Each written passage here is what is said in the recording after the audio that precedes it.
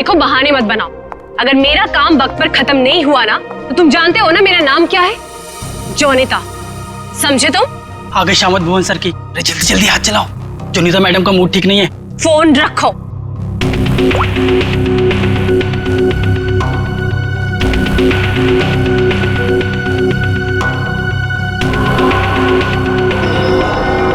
भुवन! जी madam, क्या हुआ? क्या है? हाँ, क्या है ये? तुम्हें अच्छी तरह से पता है कि कल सुबेरे एग्जीबिशन है और हमें इस फिश की डिलीवरी करनी है, तो इस फिश का काम अभी तक पूरा क्यों नहीं हुआ? मैडम, आप मुझ पे क्यों चिल्ला रही हैं? इस पे लाल रंग होना है, खूनी लाल। और वो सप्लायर वो पेंट लाकर नहीं दिया तो मैं क्या कर सकता हूँ मैडम? क्यों नहीं लेकर आया? उसे वो रंग नहीं मिला, खूनी लाल। अरे तो उससे बोलो ना कि लेकर आए वो खूनी लाल रंग उड़े वो। मैडम, आग लगाने वाली बात करता है वो। कह रहा था खूनी नहीं हुआ तो खूनी लाल रंग कहाँ से लाऊं? What? That's so strange. वो ऐसा कैसे बोल सकता है कि इस फिश में ऐसा कि होल कैसा? आप ही ने तो बोला था मैडम, कुछ मूवमेंट दिखाने के लिए उसमें कोई मोटर वोटर लगाएंगी शायद।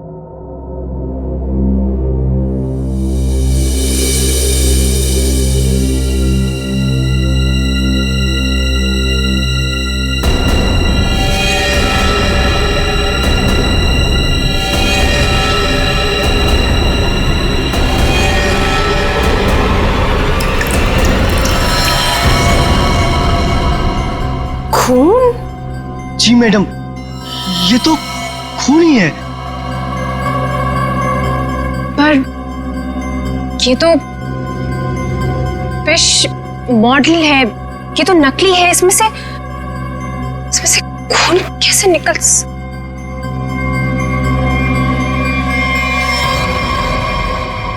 किसने किया है मेरे साथ ये घटिया मजाक? हाँ, कौन है तुम में से वो जो मुझे डराना चाहता है? जोनिता, जोनिता! रोहित, रोहित क्या हुआ? तुम इतने घबराए हुए क्यों लग रहे हो? ये देखो। ये क्या है? ये देखो, अगर रिश्ता छुआ ना, हम लोग तो गए।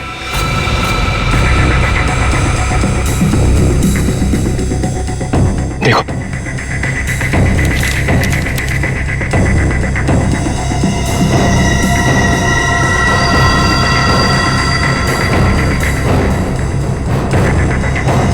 अब क्या होगा जोनिता? ये कैसे हो गया? ये नहीं हो सकता। ओला ऐसे कहाँ है वो? बाहर खड़ा है। जल्दी चलो।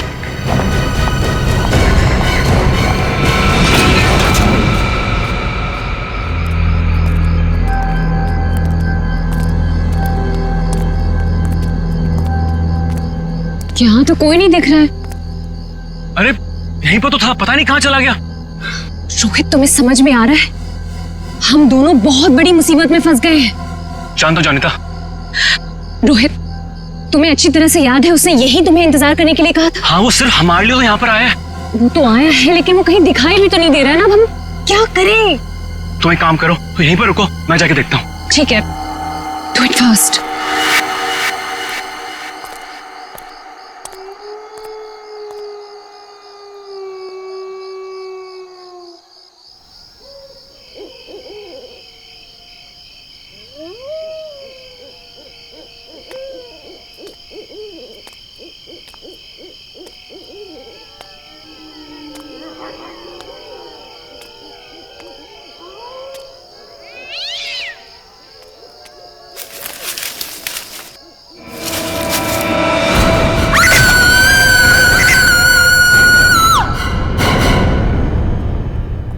मॉडल की डिलीवरी आ गई?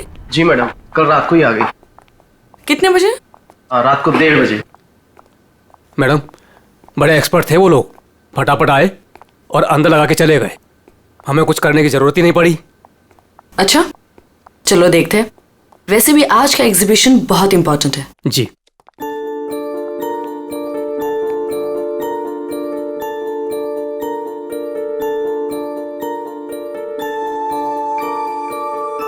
म्यूजिक म्यूजिक कहाँ से आ रही? जी मैडम, अंदर से आ रही है। सेंटर तो अभी तक खुला नहीं मैम। फिर अंदर से आवाज कैसे आ सकती है?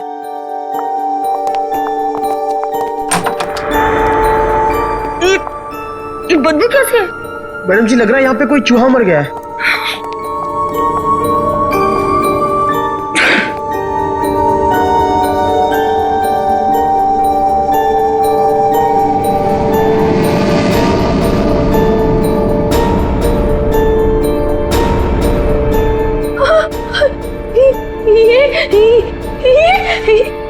मैडम जी, ये तो हड्डियां है।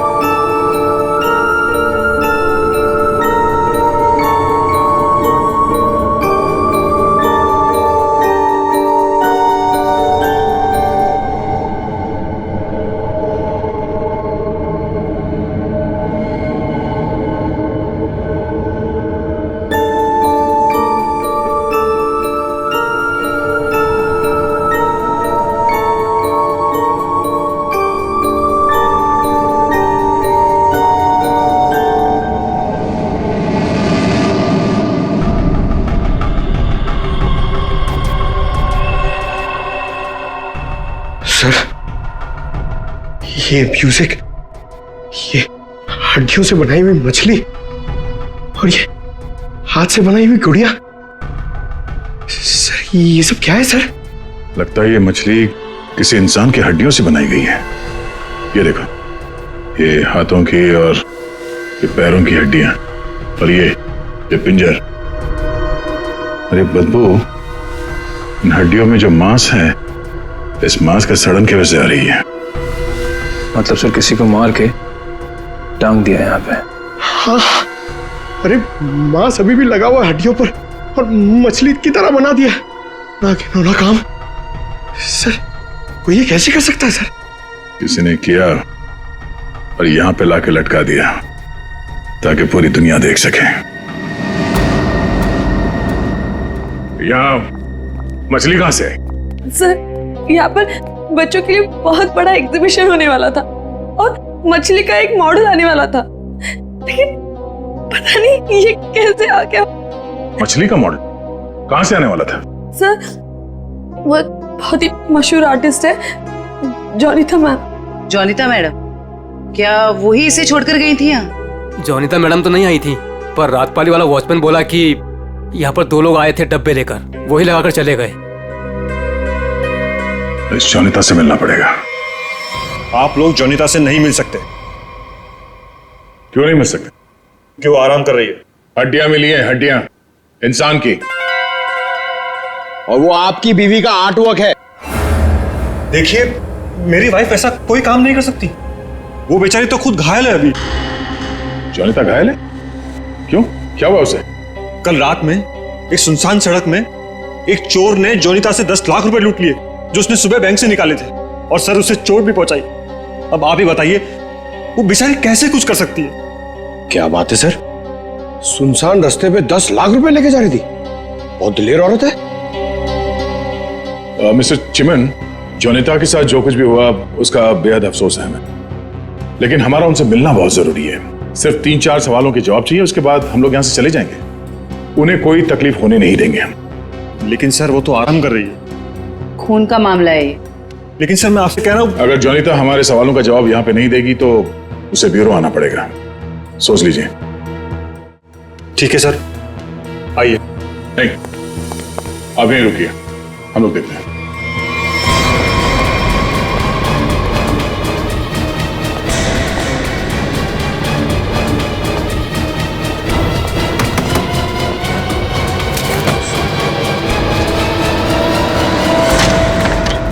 अरे आप लोग कौन है और ऐसे कैसे अंदर? चिमन, कौन है ये लोग?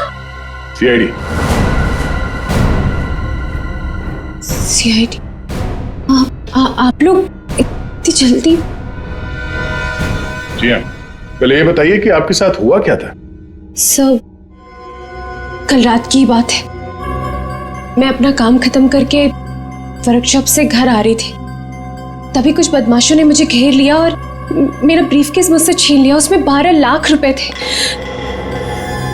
ये जो मार्क्स आप लोग देख रहे हैं, ये सब उन लोगों की वजह से है। आप लोग इसीलिए आए हैं ना? 12 लाख की 10 लाख? अरे आइए आइए चिमन जी आइए। आपने कहा कि 10 लाख रुपए लूटे गए, अब ये कह रही हैं कि 12 लाख रुपए लूटे गए। हाँ? कमरे के बाहर से अंदर आते आते 2 लाख रुपए बढ़ गए। कमाल है। खैर ये बात छोड़िए, मुद्दे की बात पर आते हैं। ये बताइए, एग्जीबिशन में आपने इंसानों की हड्डियों से बना हुआ मछली का मॉडल क्यों भेजा था? इंसान की हड्डियों से बना हुआ मछली का मॉडल में? हाँ। मैं अभी क्या बोल रहे हैं? मेरी कुछ समझ में ही नहीं आ रहा है। देखा सर, मेरी बीवी कितनी मासूम है। जोनिता, बोल दो इन्हें कि तुमने ऐसा कुछ नहीं भेजा। हाँ हाँ, बहुत मासूम है ये, लेकिन हमारे पास सबूत भी है और गवाह भी। मछली का मॉडल आप ही ने रेडस्टोन साइंस और आर्ट सेंटर में भेजा था। क्या? वहां उसका मालिक तो मैं हूं। मेरा मतलब है वहां मैं पार्टनर हूं। जोनिता, तुमने मेरे ही सेंटर में हड्डियों से बनी हुई मछली भेज दी? नहीं चिमन, मैंने कुछ नहीं भेजा है, मैं सच बोल रही हूँ। ओह, तो सेंटर के मालिक आप हैं। कमाल है। बीवी ने भेजा हड्डियों से बना हुआ मछली का मॉडल अपने ही पति के सेंटर में। हाँ?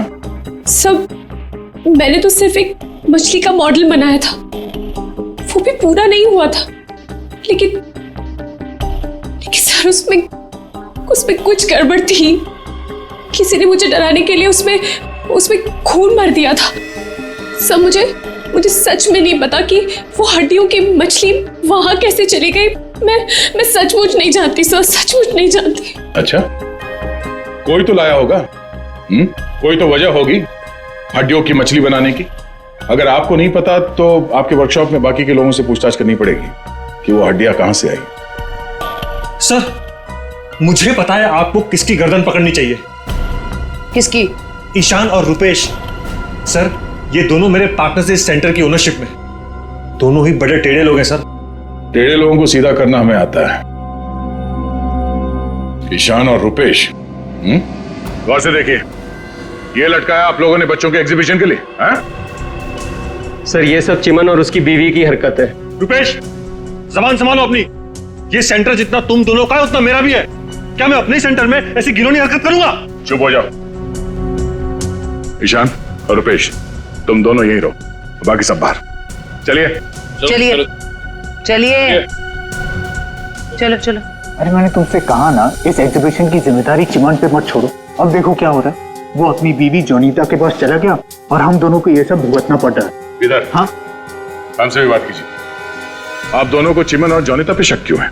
आप नहीं जानते मियां बीवी को सर। एग्जीबिशन में आर्टिफिशियल मछली लगाने की बजाय देखिए क्या लटका दिया इन्होंने। सर, उन्होंने ये सब सिर्फ हम दोनों को फंसाने के लिए किया है। अच्छा, अगर ये सब जोनीता ने किया है तो ये हड्डियां कहां से ले आई? सर, आपने तो कहा था ये इंसान की हड्डियां हैं। उसने किसी का मर्डर किया होगा। शक्ल से लगता है कि वो कुछ भी कर सकती है। सर, आपके सेंटर से कोई गायब है? नहीं सर। तो फिर ये हड्डियां है किसकी?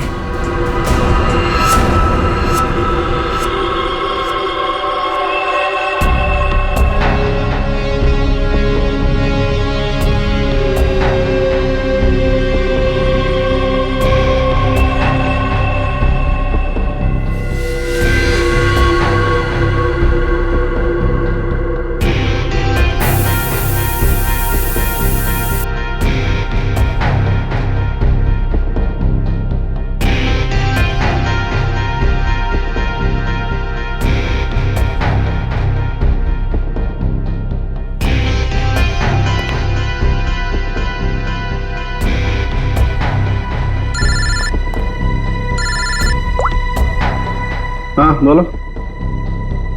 अच्छा, ओके, थैंक यू। सर, ये देखिए। हाँ सर, इस मछली में से इंसान निकला कि नहीं? हाँ भाई साहब, इस मछली में से मरने वाला भी निकला है और मारने वाला भी निकला है। सर वो कैसे? इस आदमी की उम्र 25 से 30 साल है। लेकिन सर इसे मारा कैसे गया? गोली से। ये देखो, यहाँ ये पसलियों में गोली लगी। और इसकी पूरी बॉडी को काफी देर तक एसिड में डुबो के रखा गया था ताकि सारा मांस गल जाए। और इस खतरनाक एसिड का नाम है हाइड्रोलिज एसिड। एसिड में डुबो के रखा गया था? हाइड्रोलिज एसिड। लेकिन इतना सारा एसिड खूनी को मिला कहां से होगा? ये एसिड फैक्ट्रीज में इस्तेमाल होता है, खास करके कांच की फैक्ट्रीज में। और मारने वाला? मतलब खूनी के बारे में क्या पता चला? कलाकार, बहुत बड़ा कलाकार है खूनी। देखो, इंसान की हड्डियों को तराश तराश कर मछली बना दी उसने। आर्ट लवर है, आर्ट लवर। अच्छा, कुछ और बता सकते हैं इस आर्टिस्ट के बारे में? इसकी उम्र 22 से 25 साल है और ये एक औरत है। क्या खूनी एक औरत है? हाँ, खूनी एक औरत है। कमाल है, गोली का घाव और कंकाल देख के आप बता दे रहे हैं कि खूनी एक औरत है। मैं नहीं कह रहा हूं, ये सबूत कह रहे हैं। ये देखो, यहाँ हाथ की हड्डियों के बीच में ये मुझे थोड़ा सा खून मिला। जाहिर है ये खून उसी का हुआ जिसने ये हड्डियां तराश करके मछली बनाई, क्योंकि इस आदमी की लाश तो एसिड में गल गई होगी, तो ये तो उसी का होगा ना। तो ये भी तो हो सकता है कि ये खूनी आर्टिस्ट ना हो, उसने सिर्फ ये बनाया हो, खूनी कोई और ही हो सकता है। लेकिन ये लड़की खूनी को जानती तो जरूर होगी, उसके लिए काम जो किया है।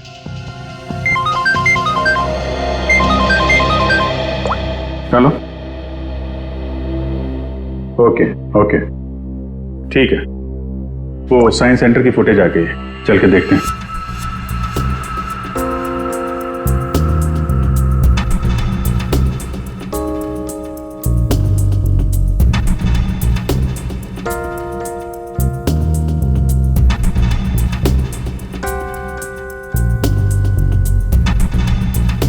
वैन तो आई है सर यहाँ पे।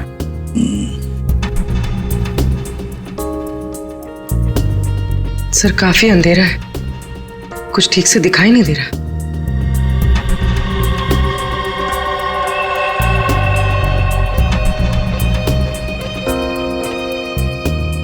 भले अंधेरा हो मगर निखिल, दोनों के फोटोग्राफ्स सारे पुलिस स्टेशन में भेज दो, इनके बारे में पता लगा। शायद इसी बॉक्स में लाया गया होगा सर, वो मछली वाला मॉडल।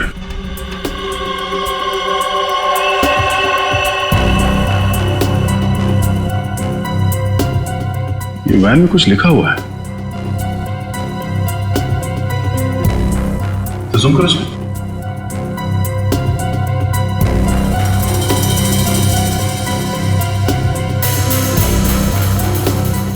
कबूतर का लोगो बना है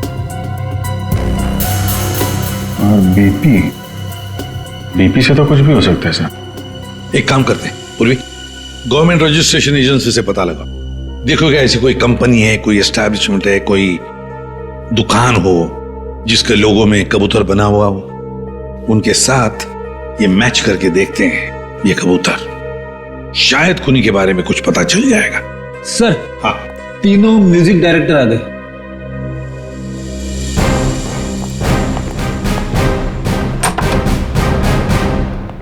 देखिए, हम आप लोगों को म्यूजिक का पीस सुनाएंगे, उसे सुनकर आपको बताना है कि आप लोग क्या जानते हैं इसके बारे में। ठीक है सर।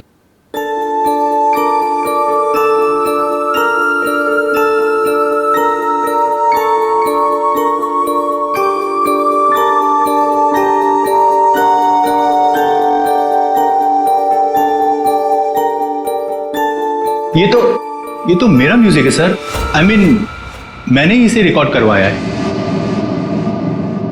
लेकिन सर, किसी को मार के उसकी हड्डियां लटका दी गई हैं। वहां बज रहा था ये म्यूजिक। सर मुझे नहीं पता कि किसके मर्डर में इसका इस्तेमाल हुआ है। आप लोग प्लीज मेरा यकीन कीजिए सर, मैं बेगुनाह हूँ। आपने ये पीस किसके लिए रिकॉर्ड किया था? म्यूजिक क्लास के लिए, AJK स्कूल।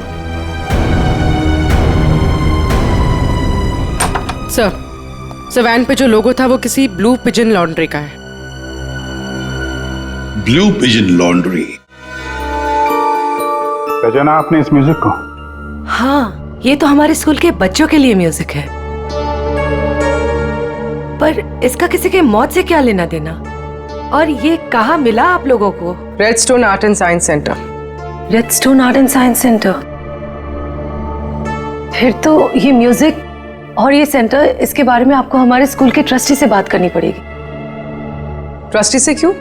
क्योंकि ये म्यूजिक हमारे ट्रस्टी ने बनवाया था। और हैरानी की बात तो ये है कि वो भी इस redstone art and science centre में जाने वाले थे। जाने वाले थे? हाँ, पर पता नहीं गए भी कि नहीं। कल रात से 2-3 बार उनका फोन ट्राई कर चुकी हूँ, लग ही नहीं रहा है सर। क्या नाम क्या है उनका? मिस्टर रोहित कुमार। रोहित? कहीं ऐसा तो नहीं कि म्यूजिक गुड़िया और हड्डियों वाली मछली किसी किस्म की धमकी या कोई मैसेज हो? और भी एक काम करो, एग्जीबिशन की गेस्ट लिस्ट निकालो, चेक करते हैं गुड़िया, मछली और म्यूजिक, इन तीनों से और कौन कौन जुड़ा हुआ है। शौनक, ये गुड़िया ये तुम्हारे हैंडीक्राफ्ट मिल्स में थे बनती है ना? क्यों? चिमन के साइंस आर्ट सेंटर में इंसान की हड्डियों से बनी मछली के साथ लगा हुआ था ये। कमाल है। अब डर तो गए पर हैरान नहीं हुए? नहीं सर, मैं हैरान हूं। मैं तो बहुत हैरान हूं सर। मेरा कुछ लेना देना नहीं है सर इस सबसे। मजाक किया किसी ने। मजाक बहुत हो गया, अब जरा खुल के बताइए। और मैं आपको याद दिला दूं कि आप CID ब्यूरो में हैं। यहां गूंगे भी बोलने लगते हैं। सवाल पूछने से पहले ही पसीना छूट गया हैं? अब ये बताओ, वो मछली इस चीज के साथ क्यों लटकाई गई थी? मुझे कुछ नहीं पता सर। और वैसे भी ये गुड़िया तो कोई भी खरीद सकता है। बात तो सही है, गुड़िया तो कोई भी खरीद सकता है ना? चलो ठीक है, कोई बात नहीं, तुम जा सकते हो।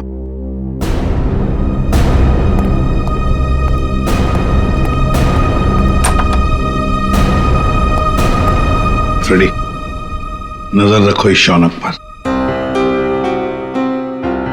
बहुत बड़ा गड़बड़ है ये शौनक।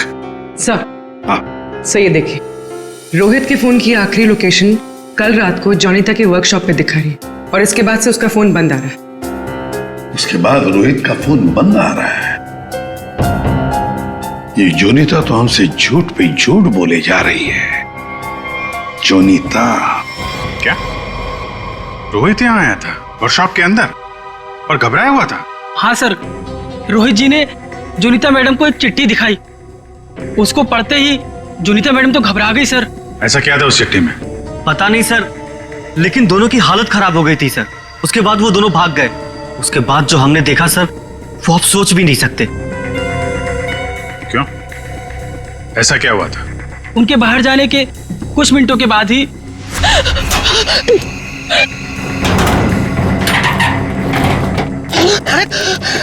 मैडम, ये क्या हुआ आपको? कुछ नहीं, चुप रहो, बिल्कुल शांत रहो। ये बात यहाँ से कहीं बाहर नहीं जानी चाहिए। खोलो दरवाजा, खोलो जॉनिता, दरवाजा खोलो जॉनिता, दरवाजा खोलो। मैं मरना नहीं चाहता, वो मुझे मार देगा। तुम ऐसा नहीं कर सकती जॉनिता। अरे ये तो रोहित साहब की आवाज है। मैडम दरवाजा तो खोलिए आप। नहीं, कोई दरवाजा नहीं खुलेगा। कोई दरवाजा नहीं खुलेगा। जॉनिता दरवाजा खोलो। दरवाजा नहीं खुलेगा। वो मछली, उसे चला दो। अब नहीं आने से मत चला दो उसे।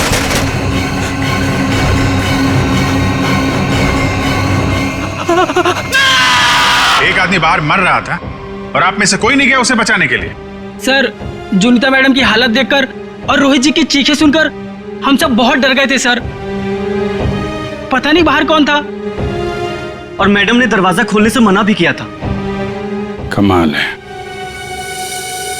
सर, ये जोनीता ही कुछ गड़बड़ लग रही है। हाँ सर, सारी बातें उसी की तरफ इशारा कर रही हैं। पता करना पड़ेगा उस चिट्ठी में ऐसा था क्या जिसकी वजह से इतना हंगामा हुआ है।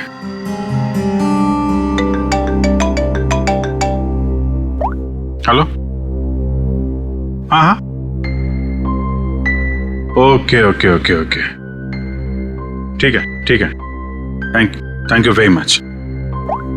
जिस वैन से वो हड्डियां सेंटर पहुंची थी ना, वो लॉन्ड्री वैन का ड्राइवर काम पे वापस आ गया है।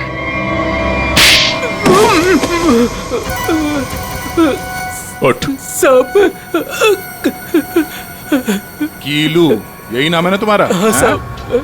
अच्छा है कि तुम छुट्टी मनाकर वापस आए। कब से इंतजार कर रहे थे हम तुम्हारा। हैं? मारो मत साहब, आपने तो मुझे दिन में चांद तारे दिखा दिए साहब। साहब मैं सच बोल रहा हूँ, मुझे हड्डी के बारे में कुछ भी नहीं पता साहब। नहीं झूठ बोल रहा है सर ये। 2 दिन से घर में छुप के बैठा है। हाँ? ये तो हमारे कहने पर मालिक ने धमकी दी तब आया यहाँ पे। नहीं साहब, मैंने तो छुट्टी ले रखी थी साहब, इसीलिए मैं आराम कर रहा था। छुट्टी ले रखी थी? जी। सच बता वरना एक और। नहीं साहब, मैं सब सच बता देगा साहब। पूछिए, आपको क्या पूछना है साहब? तुम्हारी वैन वहाँ साइंस सेंटर में कैसे पहुंचा? साहब 6 अप्रैल की शाम को मुझे एक फोन आया था। उसने मुझसे कहा कि तुम्हारी मुझे वैन चाहिए कुछ घंटों के लिए साहब। बस मेरा काम इतना था साहब कि मुझे वो कांच की बंद पड़ी हुई फैक्ट्री के सामने अपनी गाड़ी खड़ी करनी थी साहब। बस इतना ही मेरा काम था साहब। किसी ने कहा और तूने कर दिया, सोचा नहीं क्या होगा उसका? साहब उसने मुझे 25,000 भिजवा दिए थे ना, इसलिए मैंने फिर कुछ सवाल नहीं किया साहब। बिना सोचे समझे काम करोगे तो ऐसे ही फंसोगे। गलती हो गई साहब। चल, गलती हो गई। खून तो इस ग्लास मिल में हुआ है, अब वहीं हड्डियों का मांस उतारा गया होगा। निकले, काम करो, इस कीलू का फोन ले लो। इसको फोन करने वाले के बारे में हम खुद पता लगाएंगे। तब तक इस ग्लास मिल में है क्या देखते हैं।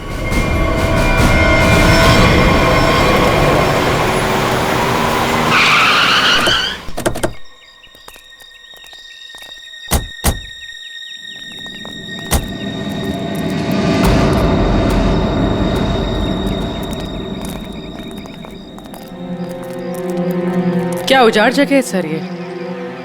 क्या सच में कीलू ने अपनी वैन यहाँ पर छोड़ी थी? कीलू के पास झूठ बोलने का ऑप्शन है नहीं, वो हमारी गिरफ्त में है और झूठ बोलने का अंजाम वो अच्छी तरह से जानता है।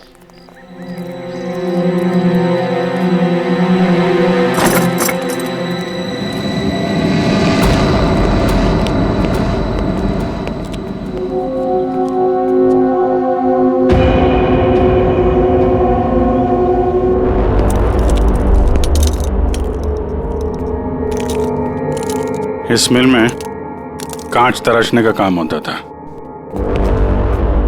और इसकी पूरी बॉडी को काफी देर तक एसिड में डुबो के रखा गया था ताकि सारा मांस गल जाए। और इस खतरनाक एसिड का नाम है हाइड्रोलिज एसिड। गुनाह करने के लिए इससे अच्छी जगह हो ही नहीं सकती। किसी का खून करके उसकी हड्डियों को एसिड में गलाया गया है और ऐसा काम यहां हो सकता है। ठीक है, चेक कर लेते हैं कुछ मिलता है क्या।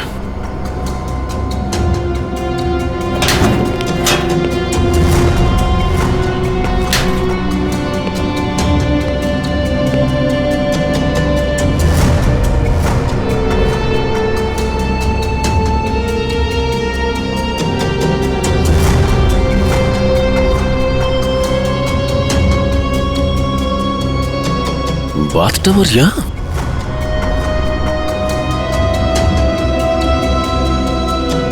साहब,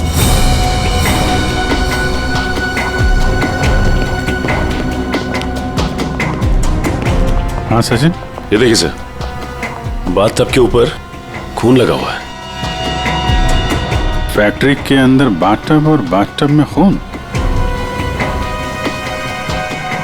लगता है बॉडी पे एसिड डाल के इसी में गलाया गया है।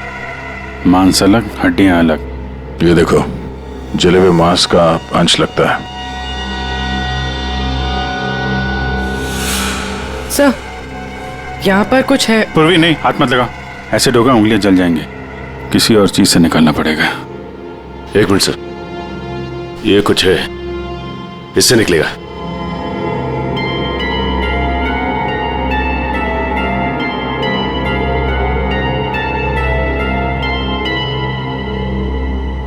ये देखिए सर, ये अंगूठी पूरी तरह से जल गई है। सर शायद उस आदमी की है जिसे यहाँ मारा गया है। सर इस अंगूठी पे कोई डिजाइन बना हुआ है। आर लिखा है सर इस पे। आर? कहीं अंगूठी रोहित की तो नहीं? वो स्कूल के ट्रस्टी की हो सकते हैं। रोहित की बचपन की फ्रेंड जोनीता, वही बताएगी किसकी अंगूठी है। आपका कहने का मतलब क्या है कि मैं खूनी हूँ? अब ऐसे ही समझ लीजिए। जोनीता जी, अगर खूनी आप नहीं है तो कौन है, आप ही बताइए। देखिए वो सब मैं नहीं जानती, लेकिन मैं सिर्फ इतना जानती हूँ कि मैंने कोई गुनाह नहीं किया है। अगर ऐसा है तो आपने अपने वर्कशॉप में वो मछली का मॉडल जलवाया क्यों? ये चुप रहने से तुम्हारी सच्चाई साबित नहीं होगी। दरअसल सर, वो मछली से खून निकलते देखकर मैं बहुत डर गई थी, इसलिए मैंने उसे जलवा दिया।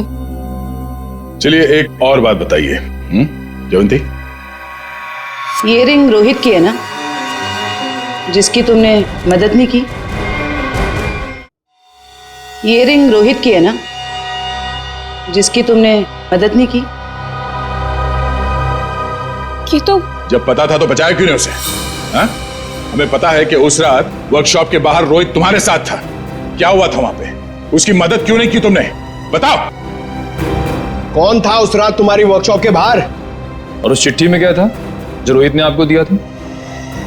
सब मुझे नहीं समझ में आ रहा है। आप लोग क्या कह रहे हैं? देखिए इस वक्त मेरे पति बाहर है और मैं उनके एब्सेंस में आप लोगों के किसी भी सवालों का जवाब नहीं देना चाहती। आप लोग प्लीज मुझे बातों में मत फंसाइए। हम तुम्हें फंसाने नहीं आए, तुम्हें बचाने आए। मछली के उस मॉडल में जो हड्डियां हैं वो शायद रोहित की है। जिसने भी रोहित को मारा उस रात वो तुम्हें भी मारना चाहता था। अब जो कुछ भी है सच सच बताओ, झूठ बोलने का कोई फायदा नहीं। सर मैं नहीं बचूंगी अब, अगला नंबर मेरा है सर। उसने कल रात मुझ पर भी हमला किया था। ये निशान उसी की वजह से है सर। मैं तो बच गई, लेकिन मैं रोहित को नहीं बचा पाई सर। कौन था वो जो तुम्हें मारने आया था? सर मुझे नहीं पता सर। मैं उसका चेहरा नहीं देख पाई।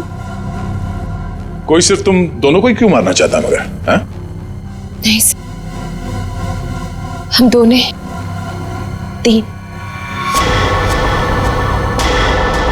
मैं, रोहित और शौनक। शायद कोई हम तीनों से उस राज के लिए बदला ले रहा है। कौन सा राज?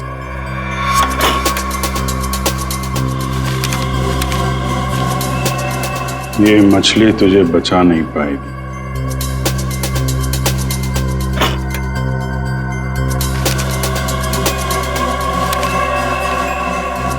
ये गुड़िया का खेल बहुत जल्दी खत्म हो जाएगा। सर ऐसा ही लेटर रोहित के पास भी था सर। कोई हम तीनों को डरा धमकाकर हमसे पैसे ऐंठ रहा है। अच्छा, जोनीता और शौनक, अब सब कुछ सच सच बताओ। क्या किया तुम लोगों ने? बताओ जल्दी। सब 2006 में मैंने, शौनक ने और रोहित ने मिलकर एक छोटी सी कंपनी बनाई जिसमें हम बिजनेस पार्टनर्स थे।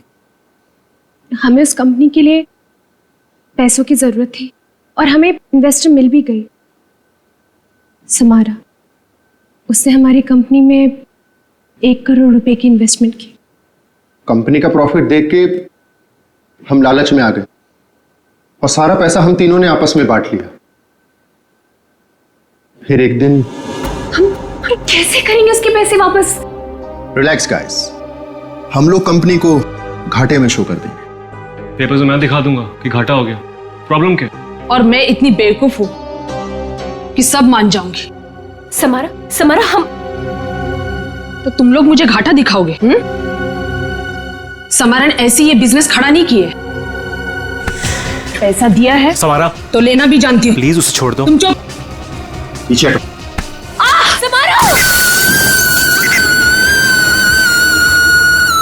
सब हमने पैसों की हेराफेरी जरूर की है, पर हमने किसी को मारा नहीं है। वो तो सिर्फ एक एक्सीडेंट था बस। हमने कंपनी बंद कर दी और अपने अपने रास्ते चले गए। और अब 10 साल के बाद हमारा पीछा करते हुए कोई यहां तक आ जाएगा, हमें नहीं पता था सर। और सर, उस रात को मैं रोहित के साथ वर्कशॉप के बाहर इसीलिए आई थी क्योंकि मुझे उस इंसान से मिला था जिससे ये बॉक्स और चिट्ठी दी थी मुझे। सर, लॉन्ड्री में इस नंबर से फोन आया था, उसका पता चल गया है। वो चिमन का नंबर है।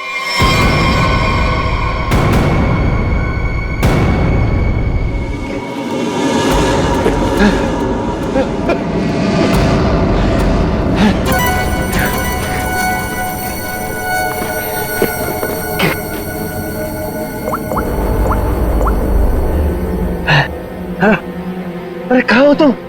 फंस जाऊंगा मैं, जल्दी आओ। अच्छा कहो।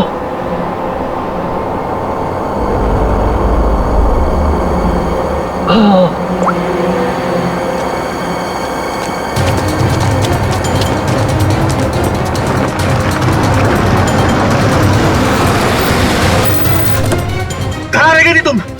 मेरी गर्दन तो बस गई थी समझो। पहले ये बताओ कि तुम सीआईडी से बच के निकले कैसे? तुमसे किसने कहा कि मैं सीआईडी से बच के निकला? मतलब? सामने देखो।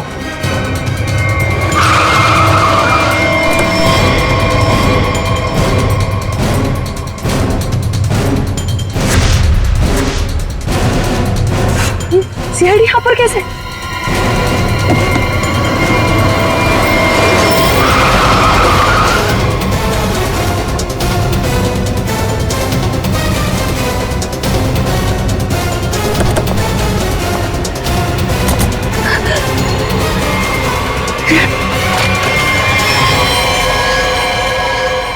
मुझे धोखा दिया? हाँ? मैं अकेला क्यों डूबूं? तुम्हें साथ लेकर डूबूंगा। डूबेगा नहीं तू, मरेगा। गोली मत चलाना। पास मत आना, मार दूंगी मैं इसे। नहीं, गोली मत चलाओ।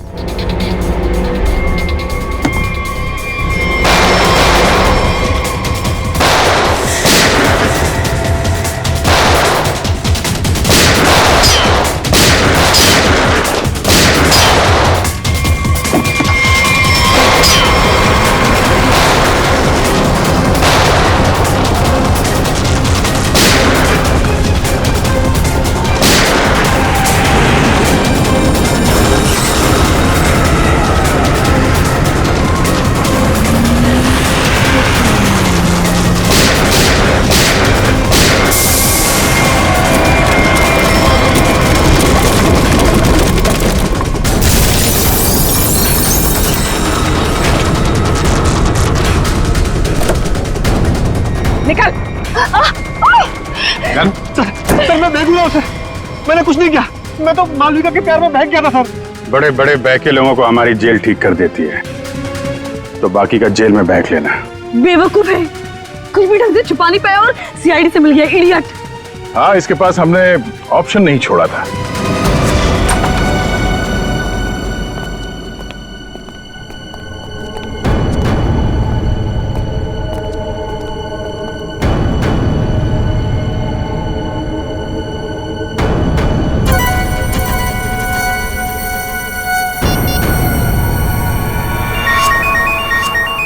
यही जगह है, यही छुप के बैठा वो। नहीं, थोड़ी देर हो गई, पहले स्विच ऑफ कर लेना चाहिए था। मैंने क्या किया? देखिए, आप मेरी बात सुनिए। तब से तुम्हारी ही सुन रहे, आप गलत आदमी को पकड़ रहे हो। फिर तुम ही बता दो किसको पकड़े? वही जो असली मुजरिम है। तो तुम रोको उसे। तुम तो समारा से रिलेटेड हो ना? जिसे जोनिता और उसके दोस्तों ने धोखा दिया था। हाँ, लेकिन मैंने ये सब समारा के लिए नहीं किए। वो तो कई साल पहले ही मर चुकी थी और मुझे उसकी कोई पड़ी भी नहीं थी। आप लोगों को लगता होगा कि ये सब बदला है, लेकिन ये सब बदला नहीं है। फिर तुमने ऐसा घिनौना जुर्म किया क्यों? मैं समारा की नौकर की बेटी, उन्होंने मुझे अपनी बच्ची की तरह पाला था। समारा के मरने के बाद सारी प्रॉपर्टी मेरे नाम हो गई थी क्योंकि उनका कोई वारिस ही नहीं था। लेकिन मैंने अपनी बेवकूफी की वजह से सारी प्रॉपर्टी गंवा दी और जिंदा रहने के लिए एक मामूली सी नौकरी करनी पड़ी। हाँ? करोड़ों के कर्जे में डूब गई मैं। तो जोनिता, रोहित, शौनक और उनके पुराने कंपनी के कागजात, वो धमकियां, रोहित के दर्दनाक मौत, इस रास्ते कैसे चल पड़ी तुम? मैं समारा के पुराने ऑफिस गई थी। वहां पर मैंने कुछ कंपनी के पुराने पेपर्स देखे। तब मुझे पता चला कि उन तीनों ने समारा को धोखा दिया था। मैं चाहती तो मैं पुलिस में जा सकती थी, लेकिन पैसे में मेरी जान अटकी थी। तो तुमने तीनों को ब्लैकमेल करने की सोची? सोचा अमीर लोग हैं, मोटी रकम मिल जाएगी।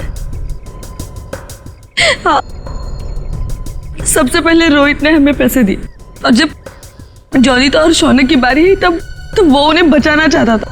अच्छा, तो रोहित तुम्हारे प्लान के बीच में आ गया, इसलिए मारा गया, है ना? हाँ, और उसकी वो हालत देखकर ही जोनिता और शौनक ने हमें पैसे दिए। लेकिन आप सब बीच में और मेरा सारा खेल चौपट कर दिया। इतनी प्लानिंग अपने पैसों को संभालने में लगाया होता तो इस हालत में नहीं होती। जुर्म के रास्ते चलने पे पैसे नहीं, जेल की सलाखें मिलती हैं। और जो जुर्म तुम लोगों ने किया है उसकी एक ही सजा है, फांसी।